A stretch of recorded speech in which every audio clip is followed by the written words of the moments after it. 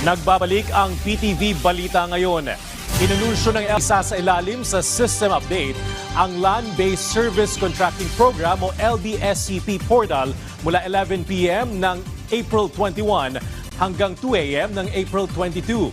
Dahil dito, pansamantalang hindi magagamit ang LBSCP portal habang isinasagawa ang maintenance. Pinapayuhan ang lahat ng operator at driver na planuhin ang kanilang mga transaksyon upang maiwasan ang anumang abala. Inaasahan namang maibabalik ang normal operasyon ng portal kaagad matapos ang naturang system update. Samantala, alamin naman natin ang iba pang balita sa PTV Davao mula kay Jay Laga. Mayong adlaw, usa ka political structure sa Sub-Regional Centro de Gravidad, Westland, Northeastern Mindanao, Regional Committee ang voluntaryong misurrender sa 36th Infantry Battalion sa barangay Carumata, San Miguel, Surigao del Sur netong Abril 15 ning tuiga.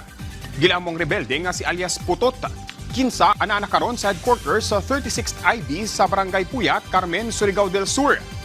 Nahimong malampuson ang iyang pag-surrender pinaagi sa localized peace engagement efforts, dialogo ug aktibo nga suporta sa komunidad alang sa subling pagbalik niini sa sabakan sa gobyerno. Gipailawom na sab kini sa custodial debriefing ug proseso alang sa reintegration. Padayon ang kasundaluhan sa ilang lakang aron subling madani nga mubalik na sa sabakan sa gobyerno ang nabilin pang rebelde alang sa kalinaw kahapsay sa komunidad. Kapin 1,600 ka tricycle drivers sa munisipalidad sa Isulan ang nakadawat na og tig 5,000 pesos nga cash relief assistance gikan sa Department of Social Welfare and Development ko DSWD netong Abril 18 ning tuiga.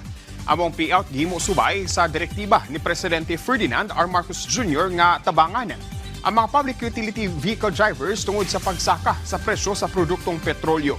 Nahimong malampuson ang distribusyon sa ayuda tungod sa kooperasyon sa lokal nga kagamhanan sa Isulan ug sa mga tricycle operators ug drivers association kon TODA. Sumala sa DSWD ang mong tabang nalakip sa programa ng assistance to individuals in crisis situation.